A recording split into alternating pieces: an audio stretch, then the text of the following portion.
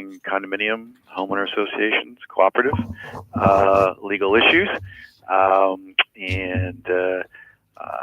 this is a radio show, and as Mark likes to say, we give what we call radio answers, in that we do not have your documents in front of us, and the documents may have an impact, or you probably will have an impact on many issues, but we do our best with respect to our knowledge of condominium, homeowner associations, and cooperative matters. Or we just make it up. Either one. Or we just make it up, and Mark had a long commute.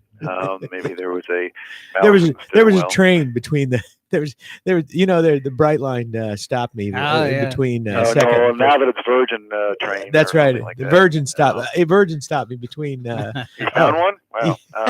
Anyway. So anyway, we were just letting the listeners know your usual Monday morning intro. You did quite well, by the way. You must have heard it before. I have not given a number yet. But 220-9788, 220-WSTU is the number in the studio. Right. You can call, talk to Frank. Call one at a time, because Frank has a hard time with the phone. So just give it. That's true. Be gentle. That's right. Right. Don't have to give your real name. You can call yourself whatever you want. That's right. Not important. Don't have to give the association name. In fact, as Mark usually says, we prefer you don't, actually.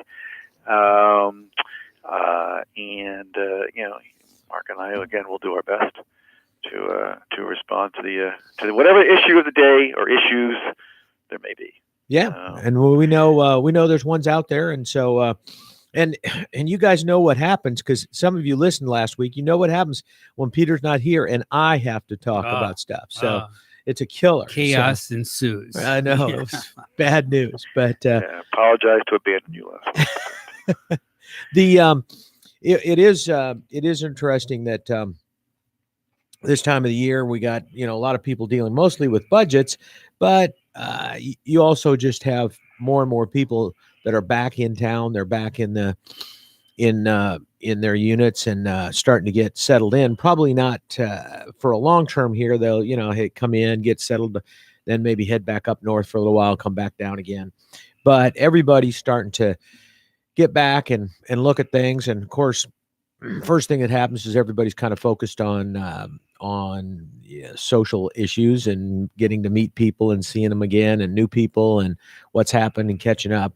But at the same time, then after that, we have all of the other issues that have to be dealt with, some of the problems that may have occurred or something that's happened over the summer that people aren't aware of. And, it can seem like years sometimes when people have been gone for 4 or 5, 6 months, if they haven't been down here, and all of the things that are taking place both in the community and in your association. So it's always good to check in when you're coming back down, and find out what kind of things have changed or what's going on or what you might have missed.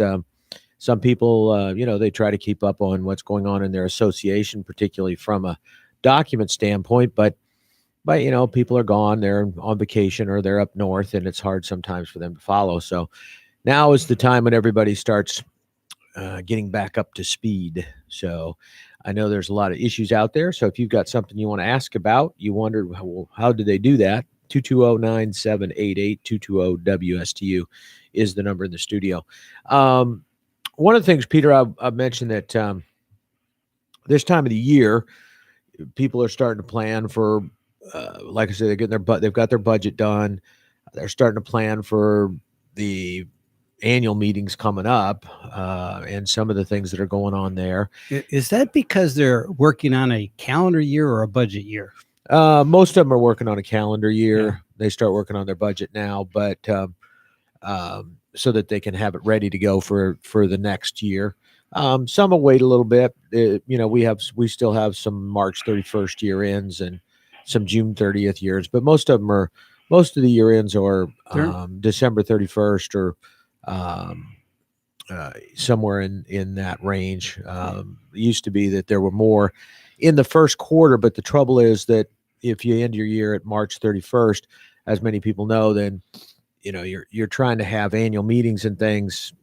Sometimes the stuff spills over into April and people aren't here. So Right. A lot of them try to get all that stuff done ahead of time and get the new boards in place before people head back up north. So, but one of the things that I know that associations should look at, I think, and it's one of the things that that they probably don't do enough of is there's a couple issues or items that should be done annually, and so they are stuff that there's something that should be on your agenda for the annual meeting at least to consider, and one of them is whether or not you're going to have financial work done. Whether you're going to have an audit, a review, a compilation, one of those kind of things, and particularly if you're going to waive it or reduce it or change the timing of it, delay it or whatever so that you can save a little money or whatever.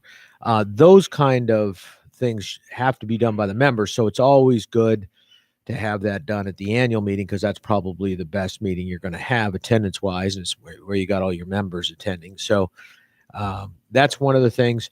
The other thing that I would mention is a tax issue, and it's something that should just go on every year. It should become part of your annual minutes. Your annual meeting is there's a resolution that basically the members elect under Revenue Ruling 70-604 to carry any surplus that they may have to the next year's budget, or you can also refund it to the owners, but usually you're saying to the next year's budget. Now, you don't have to know if you have a surplus. You don't have to have a surplus. It's just something that if you do have a surplus and you're filing a certain kind of tax return, either an 1120 or an 1120C, it allows you to defer and not have to pay tax on that. So it hasn't been an issue in the past few years because interest rates haven't been very high. But with interest rates starting to creep up and reserve balances getting back up there again, we're going to see situations where people are paying $3,000 or $4,000 on their reserve funds in taxes, and they're not going to be liking that. People are going to be surprised. First of all, the comment's going to be made: we're a nonprofit, we're not supposed to be paying taxes. That's wrong. But also it's going to be a surprise to people. And so they're not going to want to file that 1120H that their CPA has been filing forever because it was easy. They don't want to file that.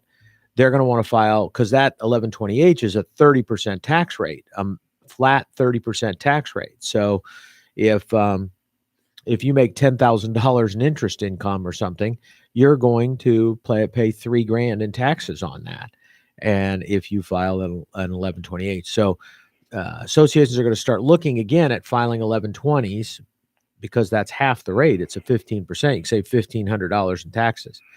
So, and it's strictly an election. So anyway, there's a couple of those things are going to be coming up, but those are things that as you're starting to look at your annual meeting, you should consider both of those as items that, may need to be voted on at an annual meeting. The tax election can be voted on every year, whether you have a surplus or not. You don't have to say the amount of the surplus. It's just something that can be done. The issue with the audit report or the financial statements, that's a different story. And that's one that, you're going to want to talk to your attorney about, and you're going to want to talk to your board and see what you want to do. But many times associations are better off, depending on their facts and circumstances, are better off at least waiving or reducing that reporting and doing it at a later point in the year where they can not have to pay overtime rates and things like that. They can save some money. There's more firms out there that can do the work. But anyway, those are just a couple things that I know people don't, that people should be looking at for annual meetings. And if you don't do it at an annual meeting, then you have to call a special one, and that gets kind of that can be a problem. So. I know, Peter, one of the things that, like I said, I'm starting to see is that interest rates are starting to creep up a little bit, and reserves, more importantly, are starting to creep up again a little bit. People are starting to put a little money aside. Still short, though. That still seems to be the big issue. But Have you seen any of your associations starting to waive or fully fund? I mean, are they still, waiving a lot of those reserve funding, or are you starting to see more associations fully funding? No, I think a lot are still waiving, or probably more popular is partial funding. Yeah. Or reduced funding.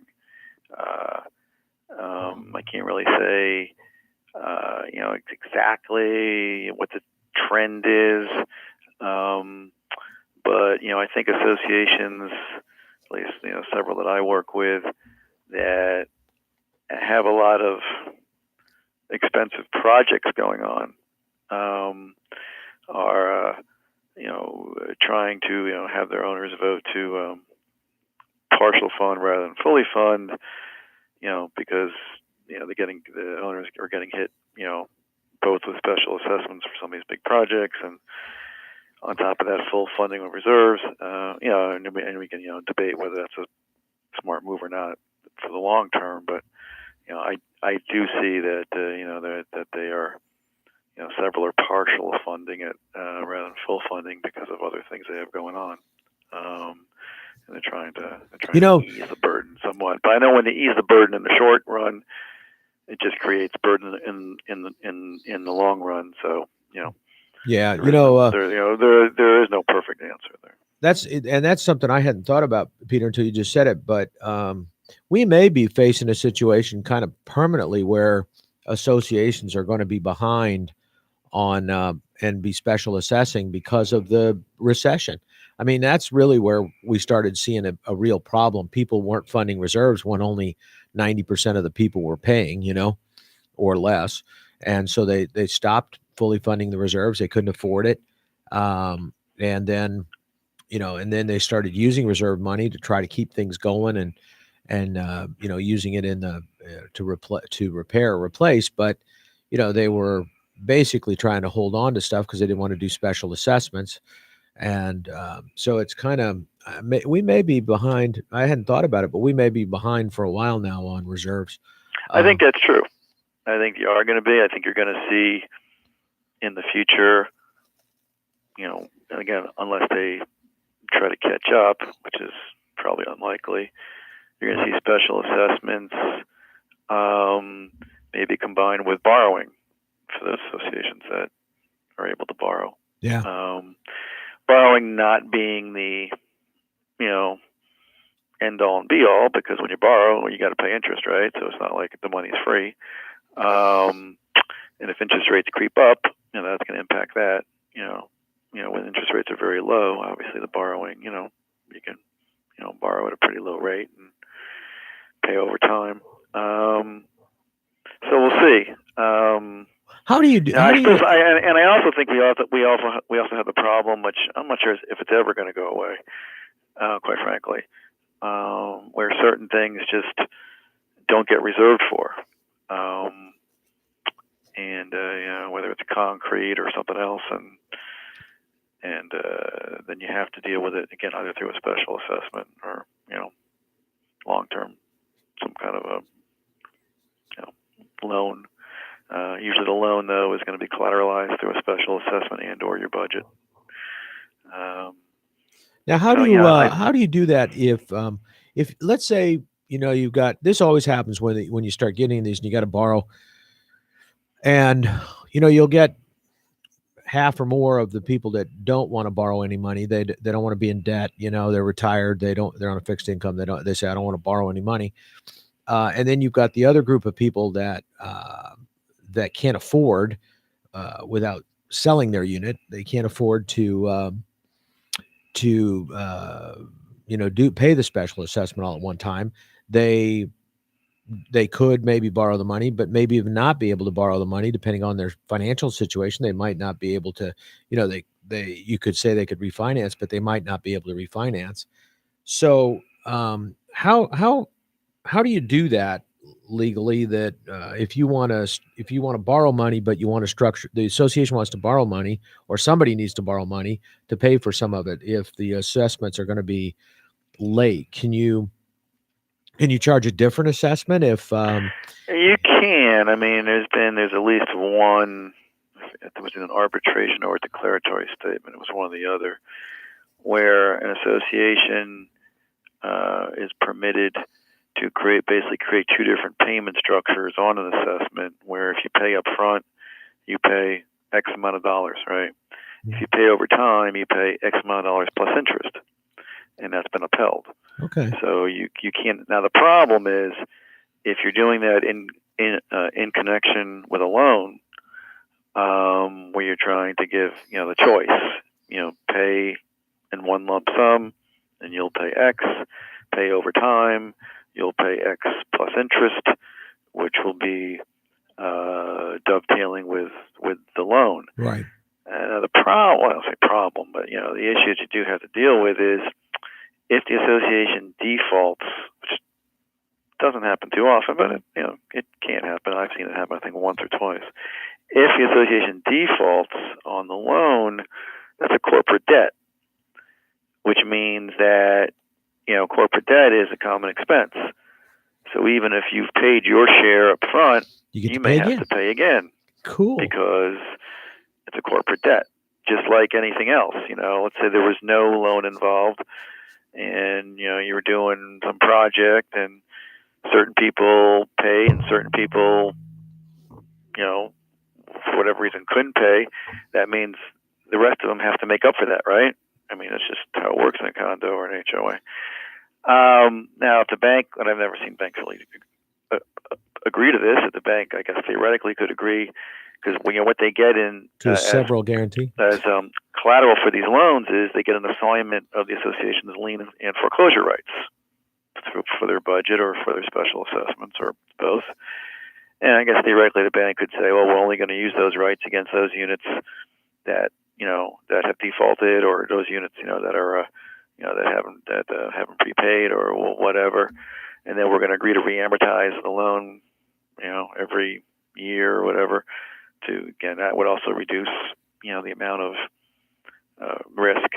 But I haven't seen a bank agree to only go after certain units and not others, or not hold the whole association liable on a corporate debt.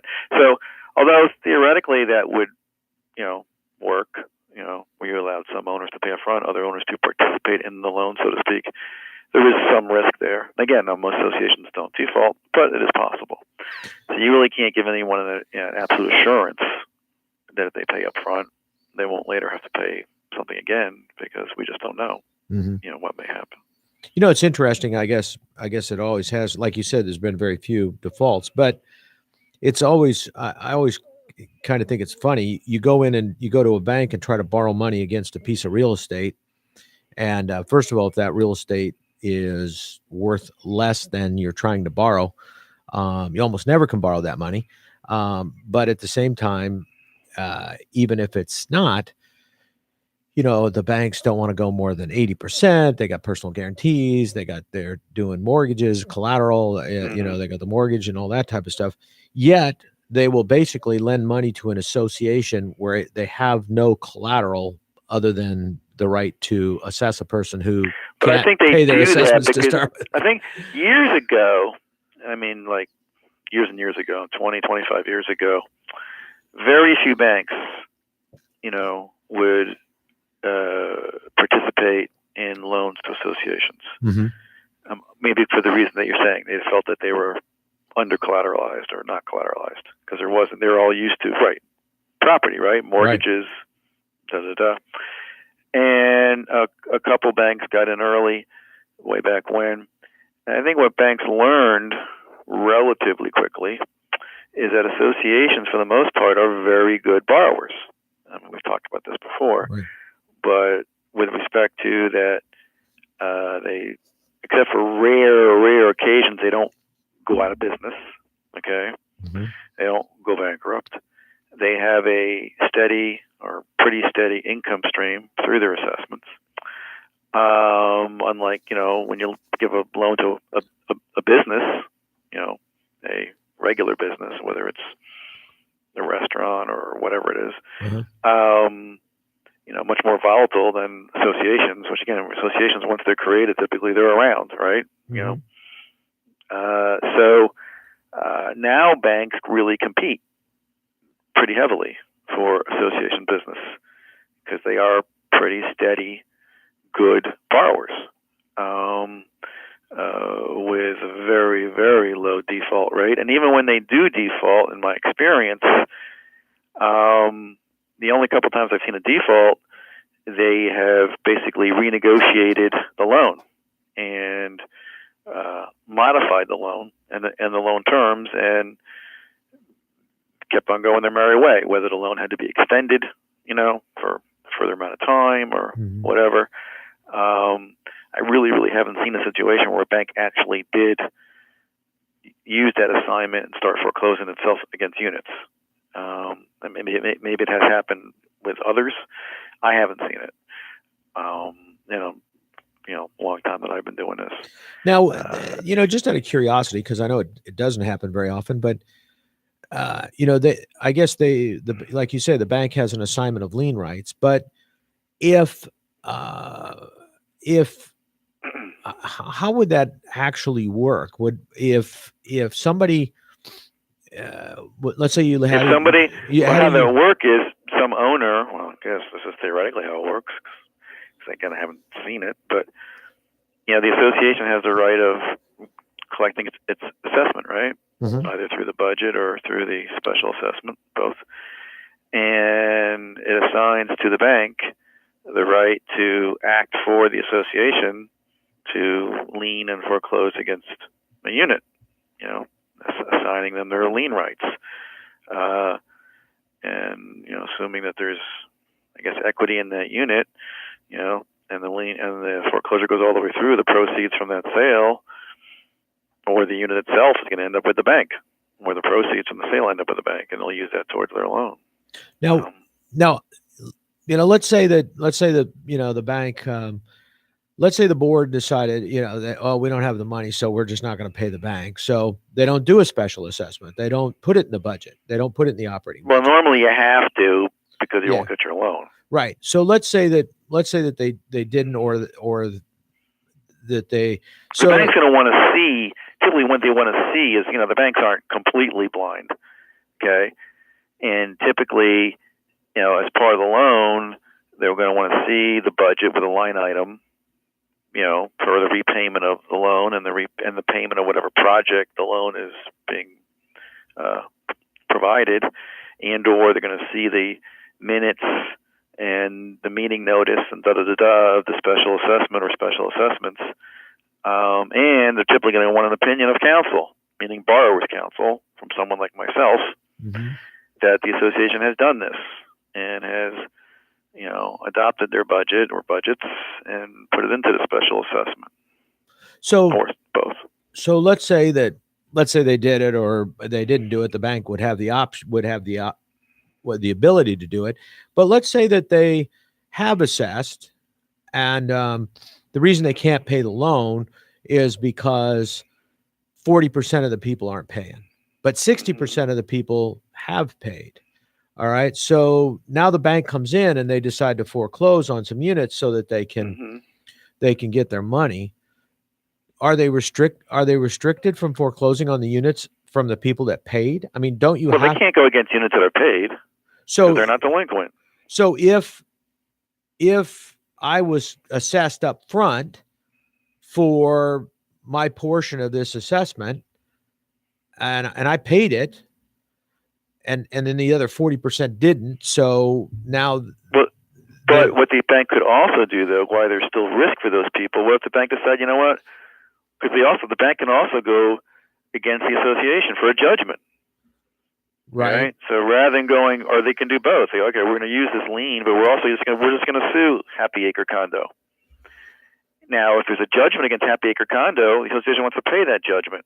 So now the association will go after all the owners. Right. Because now we have a corporate debt. So in other words, the bank can choose to be more surgical and just put liens against units that are delinquent, or you know what, we're just going to sue the association and get a judgment. The association has to pay it. Okay, so let's say that they do that. Let's say they do the judgment thing. Okay, and now I've got the judgment. So the association assesses its units for the judgment. And again, the 60% pay and the 40% doesn't pay. So there's still not enough money to pay that judgment.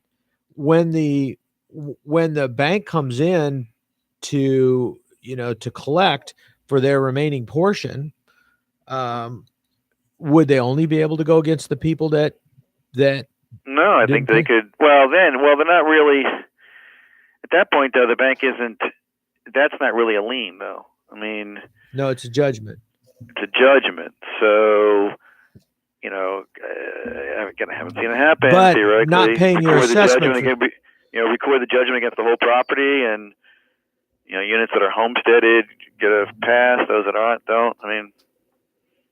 Yeah, it gets kind of messed up. It gets kind of complicated. Yeah, it does, and that's why I was getting. And again, I haven't seen it in practice. But this is a theory. The problem is I just can't give absent the bank agreeing, in its collection to do it in a manner that those units don't get touched, which I've never seen. There is some risk. Is it a tremendous risk? Who knows? But. Now, let me ask you this, and I know you've got somebody in your firm that does, collection stuff. So this might not be things that you're all 100% aware of, or familiar with. But so if somebody has a lien filed against their property, where does that lien end up in the process?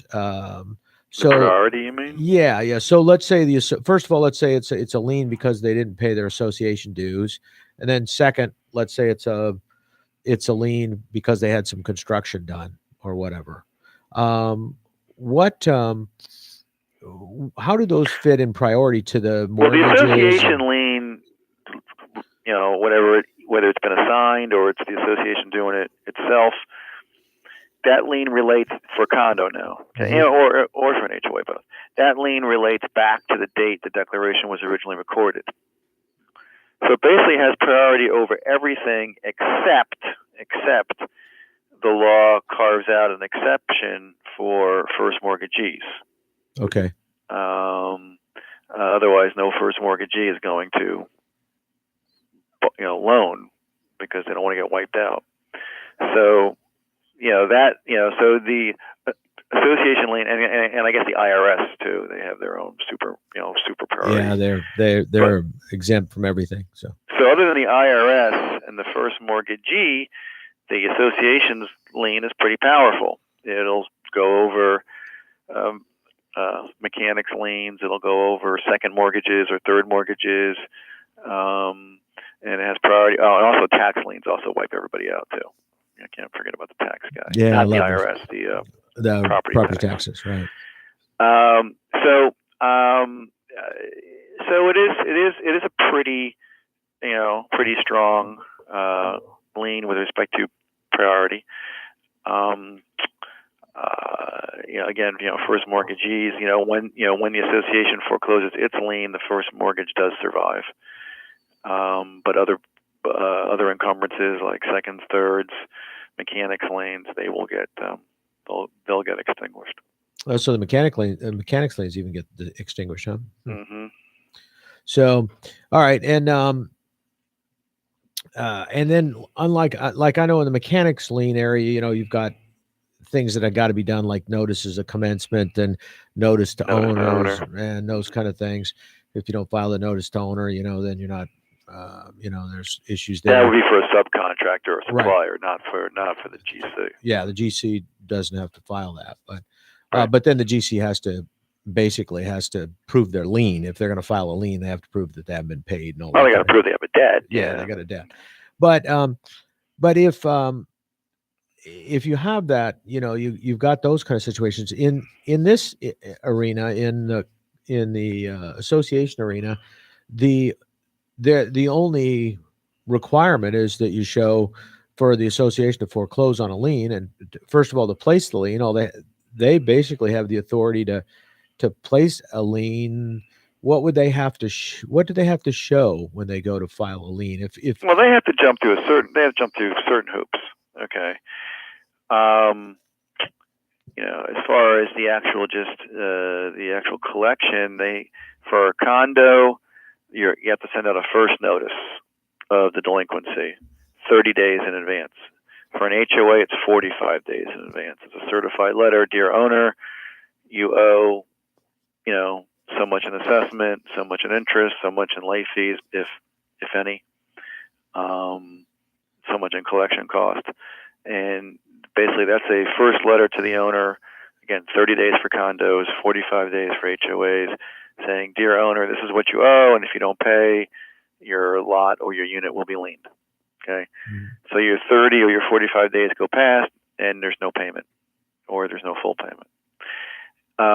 Partial payment would be applied, but then there's still a balance due. So after that period of time, if you haven't received full payment, then you can put your lien on the unit or the lot, and then a second letter goes out. The condo, another 30-day letter, HOA, another 45-day letter, with a copy of the lien saying, dear owner, you haven't paid, a lien has been placed against your lot or your unit, and plus now the debt's increased, right? Because you probably had assessments since that time come due. And attorney fees. Attorney's fees, collection costs. So now your total is X, secured by this lien, and you have 30 days condo, 45 days HOA to pay, or it's going to be foreclosed. So the time period goes by. Maybe you got paid, maybe you haven't. If you haven't gotten paid, then the association can pursue foreclosure. Now, the other thing that you have to obviously be conscious of is that the underlying debt, okay, if it's regular assessments, that you've properly adopted your budget, that supports that. If it's special assessment, or probably a combination of both, but if you have any special assessments in there, that special assessment was properly adopted with a 14-day notice, mailed. Wait. Let me stop there a minute, because I want to make sure people heard that, because basically what I interpret you just said is that if you don't do the right thing in terms of approving your budget or approving a special assessment, the association isn't going to be able to lien because they can't prove the collection amount, right? Mm-hmm. Right. And so that's why I stopped there, because I know we have board members out there that sometimes think that they can do all of this stuff on their own, and there's no reason to have the attorney at a budget meeting or a meeting where they're determining assessments, or how the assessments are to be worded, or how the special assessments are to be worded, or who or what the vote is on it. But you've got to understand that you need to contact your attorney, or someone who, preferably your attorney, who understands what has to happen exactly and what the consequences would be if it doesn't happen. Because a lot of people think, oh, well, it's no big deal, it's still enforceable. Well, it may be enforceable from a collection stamp. I mean, from a unit owner, to go to your unit owner and say, yeah, well, that doesn't mean it's invalid, but it may be invalid in other situations. Other courts may rule that this stuff was not, that they didn't perfect their lien. Right. So if you haven't properly adopted the underlying debt, the underlying assessments and or special assessments, you may have to actually go through that process. If you did it and you did it wrong, you may have to go through it to ratify it, which is legal, but it'll just slow you down. Or if you didn't do it at all, then you'll have to just go through it just to do it. So to adopt the budget and or the special assessment, do it, so that way, otherwise, the owner could basically file a motion to dismiss, claiming that debt isn't properly adopted, therefore it doesn't properly exist, and we want this foreclosure action dismissed, which would subject the association to attorney's fees if they lost. And it also could mean that that also could include, you won't be able to collect that money. Right, and that also could include a modification, a refund or any other modification to your budget. If you amend your budget, okay, right, you have to amend it properly.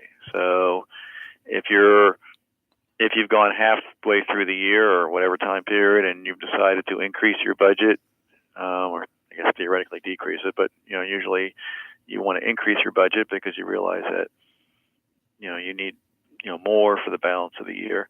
That amendment process must be done in the same manner as the initial adoption, with a notice to the owners and blah blah blah. Which, by the way, I had an association. I don't know if they'll call you, but I had an association recently where the treasurer just blanket decided to forgive or eliminate the December assessment, and just said Merry Christmas, Happy Hanukkah. I was amazed to hear that, and first of all, whether the board had the authority to do that or not, that's one thing. I don't know for sure. Their documents probably do, but the meeting wasn't duly called. It was just it wasn't on agenda. It was like, okay, well, I think we're going to have extra. So you guys don't have to pay in December. That's kind of, that was kind of funny, but anyway, everybody was given a credit. Who knows? No, they were sent a check. I mean, they're giving money back. Really? Yeah, I think so. Or well, they were basically given a credit, I guess is probably how they did it. They said, you don't have to pay, so everybody gets credit, which is interesting. But they were talking about sending money back, but I don't think they did that. They may have just given a credit.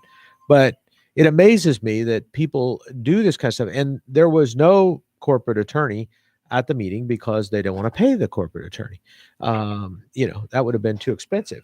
So, it's kind of crazy, but it always amazes me the types of stuff that happen like that. It's just and it's one thing to just do that, which was probably was definitely invalid because the meeting, you can't just automatically forgive everybody in an act of God or the treasurer, whichever the case may be. But at the same time, just what we're talking about here, some of the effect that may have on other things, if there's a problem at the association that, they're having work done, construction done or whatever, it's possible that, it could cause some problems for them down the road. So I'm always amazed. What about the precedent issue? By doing something like that, does that create a legal precedent that once that something like that? Future? Yeah. No. Okay. Yeah. So, yeah, I was surprised to hear that one. I gave him your number, Peter, to call. So you may one of the unit owners, but it is. It's amazing. Sometimes I think people think that board members in particular sometimes feel that they have this power, to inflict good and evil, depending upon what the. I just saw Spider-Man. Sound like Spider-Man. I saw Grinch last night, so I'm kind of Dr. Seuss Grinch, the new one. So he was kind of a little of both sometimes, but anyway, I was kind of amazed at that. But I wanted to stop on this whole thing with a little bit on this concept of an improper budget, because it could be a big deal. And even though we've said before that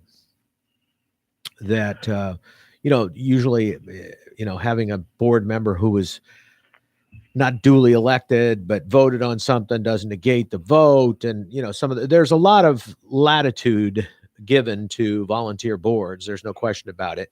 A lot of latitude for that, but at the same time, that may be as it relates to from the state on governance, but it may not be how the courts will rule when things get into the nitty gritty in a court of law on some bank trying to collect or somebody trying to collect on their on their assessments, so or on their lien, or foreclose. As we know, here in Florida, we had that one situation, I think it was out in Okeechobee, where I think she went 27 years or something without being able to be foreclosed on, because it was she was smart enough to keep rolling the thing and rolling the thing and rolling the thing. They never could get her house back. That was basically lived there for all of her life without ever being kicked out.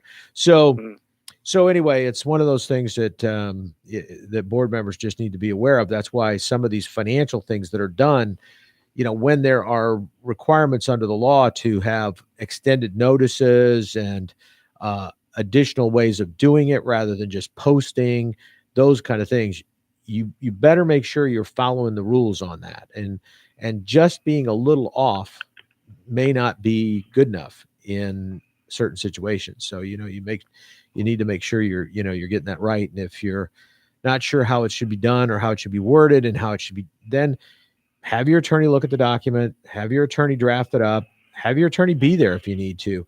I was at a meeting the other day, and they had their attorney there, and it was, it wasn't really, it was voting on waiving a set of financials. But it was, but they at least knew that it was important to have somebody there from, some legal counsel there to make sure that if they did do it, that they did it right. Because that's an item that somebody can complain to the state about, and, you can be fined for if you don't do it right. So anyway, so that's interesting. I think, I didn't think about that much in terms of how they would perfect that, but I guess if that assessment, the voting on the assessment at a duly called meeting is what perfects that debt. And if they didn't do that correctly, I guess that would apply in a lot of cases, including a developer probably, but no, it would. Not having a proper budget to Not having your budget. Right. Yeah. So some of these developers that have units that have been sold and they're running the association, and they don't bother to have a budget meeting, and they don't bother to because it's under developer control. That may affect their ability to foreclose on a lien if one of the unit owners there doesn't pay their assessments. So that's something I think for everybody to be aware of in their association. But anyway, so that was that process is, and once that's perfected, then you're kind of in there before everybody else except the IRS, the first mortgage, and the county taxes, property tax, right? So, but everybody else, mechanics liens, everything else go by the wayside at that point. So. Now, I know that they had talked about this, but I don't think there was, in the mechanics lien side, if somebody files a lien, there's an action you can take to force them to force the other party on a mechanics lien to take action in 60 days, or, the lien is thrown out. Yes.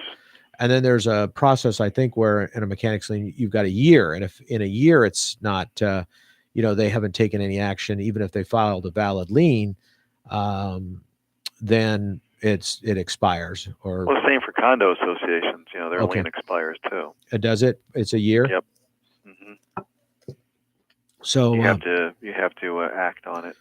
Okay, so that's something, the association. And also, in the condominium context, at least, if there's because usually, what happens is, they don't lien, although sometimes the contractor will not do his lien correctly, but what people tend to forget is the lien is not on the common elements. The lien is on every unit. Okay. Oh, really? So yeah. So if the association fails to pay the contractor in essence liens all the units. Now, under the law, you can pay off your share, and then your unit is entitled to be released.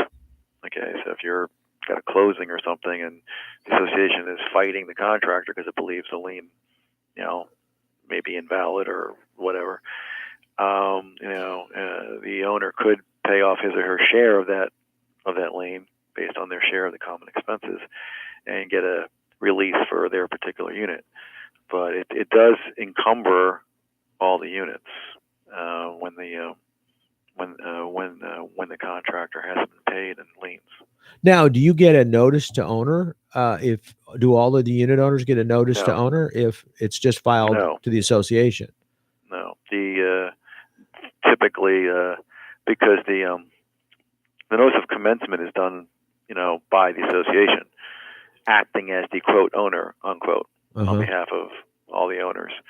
So the notice to owner, which follows the notice of commencement that is filed by the association under Chapter 713, the subcontractors or suppliers who have to give that notice to owner will send it to the association, not to the individual owners. Okay. So it may be a surprise to you when you go to sell to find out you.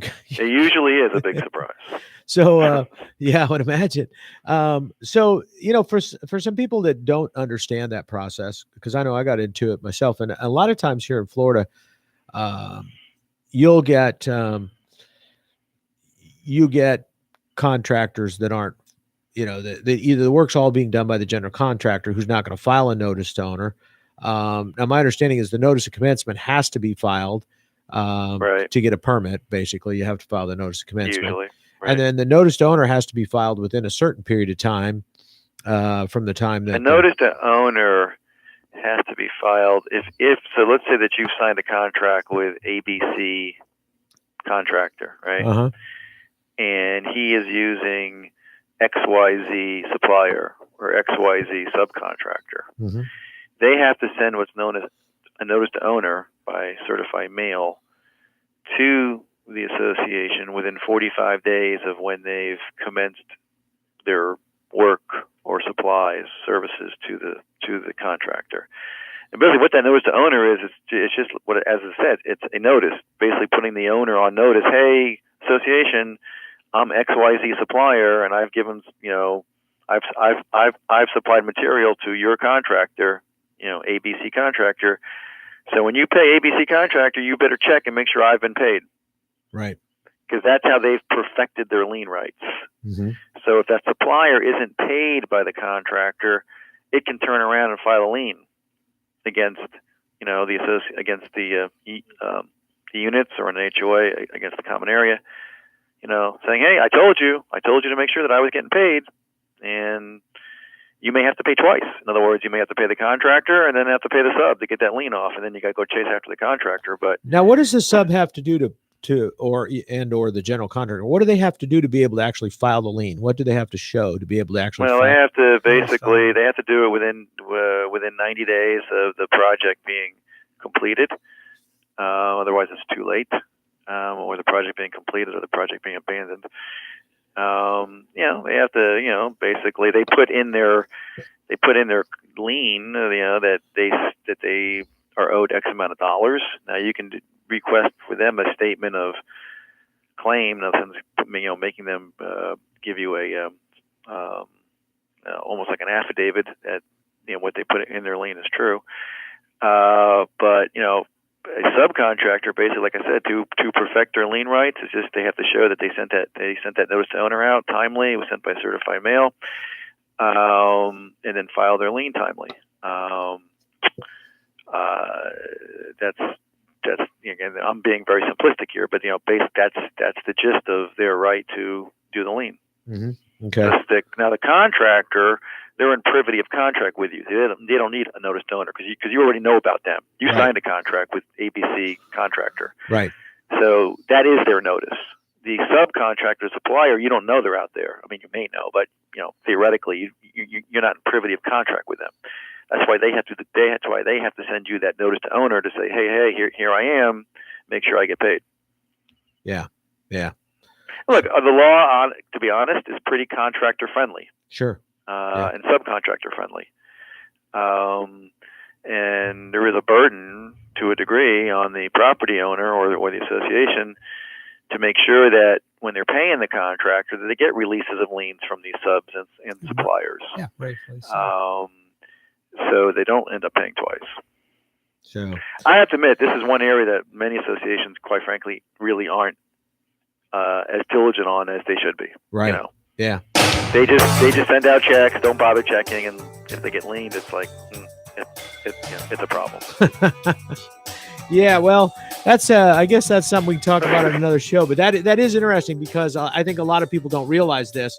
A lot of people just go around living their lives and they don't realize what's going on out there. And I know I've had situations where people have ended up with liens on their property and had no idea in a condo HOA environment, had no idea that was even possible.